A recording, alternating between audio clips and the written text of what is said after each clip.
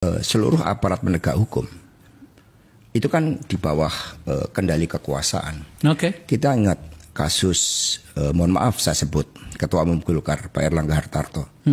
Itu kan juga menggunakan pressure dari kejaksaan. Kemudian KPK juga digunakan sebagai pressure terhadap kepentingan-kepentingan politik. Kan cukup banyak. Tiba-tiba di Banten, Suami Airin, meskipun kita juga tahu terhadap backgroundnya, tapi tiba-tiba muncul suatu persoalan.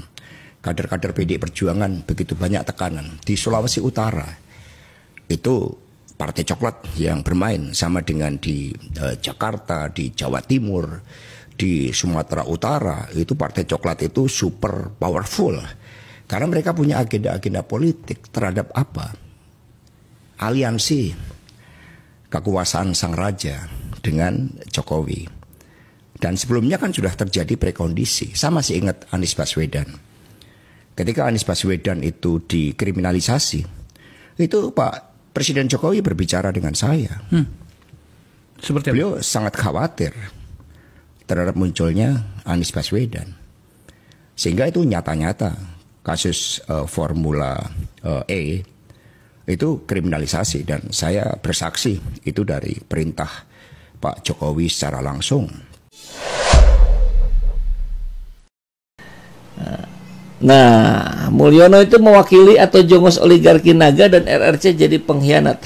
Tokoh yang paling baik dan berkualitas untuk memimpin negeri ini ya Anies, dijegal secara brutal. Karena kalau Anies presiden, pribumi makmur dan oligarki nggak bisa lagi berkuasa. Bayangkan nih, jika mereka bisa berdiri tegak sebagai bangsa, kenapa kita tunduk kepada Cina? Nah, Brunei, Vietnam, Malaysia, Thailand, Singapura, India. Luar biasa perlawanan mereka. Itu kita seperti yang tidak melawan ya, karena tersandera. Nah, ini yang menarik. Bentar. Hasto ini siapa? Yang ributin Formula E tempo hari partai apa? Yang ributin program Anies di Jakarta fraksi partai apa? Kok jadi hilang ingatan begini semua? Saya tidak hilang ingatan. Saya masih ingat. Makanya kita buka ke depan. Loh, Pak Anies kan sudah dukung Pramono Rano Karno. Ya, tapi Anies bukan berarti dia dukung PDIP. Yang didukung oleh Anies adalah figur. Makanya kedewasaan kita ini memang agak berat gitu kalau mau ngimbangin seorang Anies Baswedan. Dia tuh sudah lewatin soal-soal kekecewaan, dendam, masa lalu segala macam itu beliau sudah lewat. Kalau kita kan masih ngingat-ngingat terus, bentar dulu, kan begitu, bentar dulu. Hasto hanya playing victim untuk arahkan pilihan pilkada Jakarta ke Pramono. Jadi saya tidak dalam posisi untuk mengkampanyekan, ya dari kemarin-kemarin juga begitu, untuk jangan pilih Ridwan Kamil, jangan pilih Pramono Anung, tidak, atau pilihlah ini, pilihlah itu, tidak, silakan saja, terserahlah. Saya dalam pilkada saya membatasi diri, saya hanya bicara di lokasi saya, itu Bandung dan Jawa Barat. Ahmad Hozinuddin, sastrawan politik, keren. Tiba-tiba Hasto curhat mau ditangkap KPK. Koni dijadikan penghubung narasi cerita Jokowi. Dijadikan common enemy untuk melegitimasi cerita. Rekomendasinya jangan pilih calon yang di-endorse Jokowi. Di Pilkada DKI Jakarta jangan pilih RK Suswono yang di-endorse Jokowi. Saya ikut mengkampanyekan itu sebetulnya ya. Kalau konteksnya himbauan dari MUI, jangan pilih pemimpin pendukung dinasti. Dalam konteks itu, di beberapa video saya sebelumnya saya sampaikan, jangan pilih Ridwan Kamil di Jakarta, jangan pilih Deddy Mulyadi di Jawa Barat, jangan pilih Ahmad Lutfi di Jawa Tengah, jangan pilih Khofifah di Jawa Timur, jangan pilih Bobi Nasution di Sumatera Utara, jangan pilih Andra Soni di Banten. Gitu aja gitu. Jadi inti dari curhatnya Hasto yang meminta tidak dikaitkan dengan statusnya sebagai sekjen PDIP adalah jangan pilih calon dukungan Jokowi dan pilihlah calon dari PDIP. Selain itu, sambil mencari dukungan umum untuk kasusnya sendiri sebelum benar-benar ditebang oleh KPK. Curhat Hasto hanya sandiwara politik, mirip saat Hasto nangis Bombay waktu membela Anas di Pilkada Jatim. Hasto sendiri memang punya kasus yang setiap saat bisa digoreng. Harun Masiku juga menempatkan posisi Hasto sebagai sekjen PDIP dalam kasus suap KPU untuk tujuan PAW. Sandiwara ini jika berhasil akan mempengaruhi publik. Cukup efektif sebagai kampanye senyap jelang hari tenang dan pencoblosan hingga 27 November. Video Hasto di Akbar Faisal Uncensored akan menjadi video yang punya fungsi sebagai video kampanye tapi luput dari sanksi KPU. Posisi umat Islam sendiri saat ini memang dilematis. RK Suswono memang calon yang didukung Jokowi, sementara Pramono Rano Karno yang di-endorse Anies adalah calon dukungan PDIP.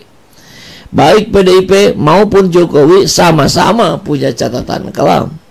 Sekarang mereka bertarung untuk meraih kekuasaan.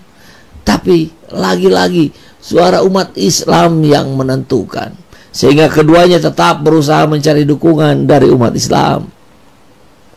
Saya sendiri sudah menjelaskan opsi golput lebih baik ketimbang gercos, apalagi pilih salah satu paslon. Alasannya sederhana. Semua calon punya catatan kelam.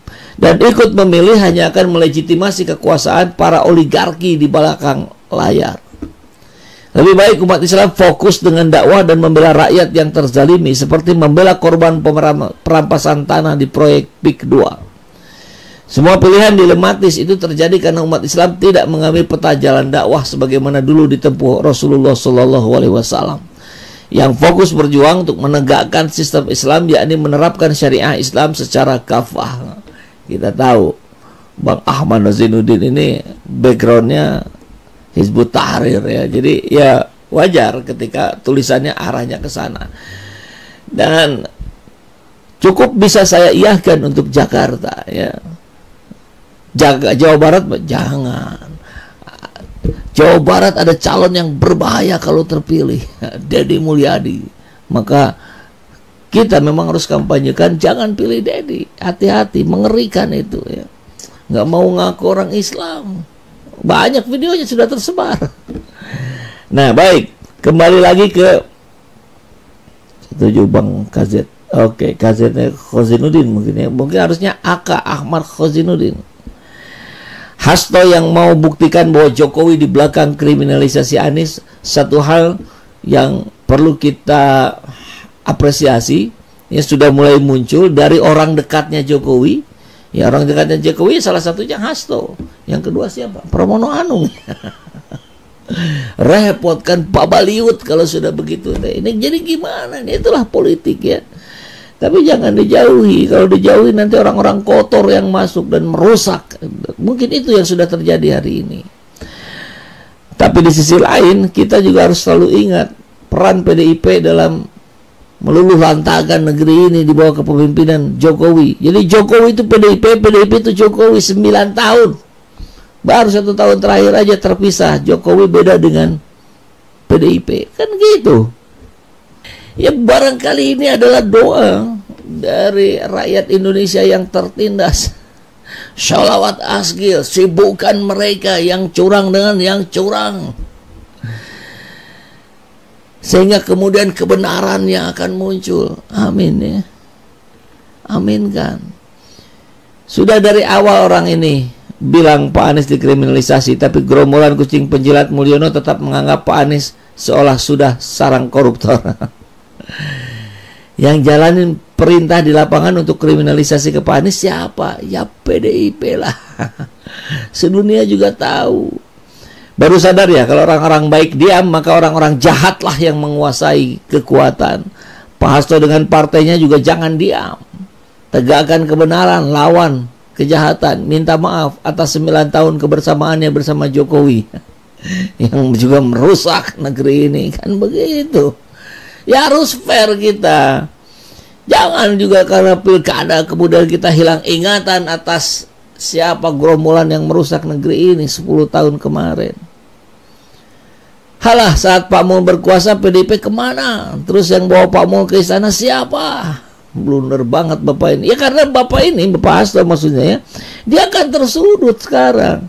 Dia juga merasakan dikriminalisasi berdasarkan info A1. Makanya dia mulai koar-koar, masuk ke podcast-podcast, bicara partai coklat dan sebagainya.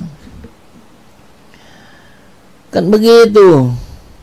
Lihat dulu kenapa mendukung mati-matian ketika Anies berusaha dikriminalisasi, ketika sekitar 20 kali bolak-balik diperiksa KPK. Kok PDIP diam 1000 bahasa? Ya, karena kemarin masih bersama dengan Jokowi. Sekarang sudah beda haluan. Kan begitu. Cuma orang pikun bin Oneng yang percaya sama kapal bajak laut sarang penyamun pencipta Mulyono dan semua kadernya isinya Mulyono. Jadi saya di video ini bertugas untuk mengingatkan kita semua ya. Anda yang dukung Pramono Anung Rano Karno ya silakan dukung karena Anda mengikuti jejak Anies Baswedan. Tapi ingat PDIP-nya. Kita harus fair ya.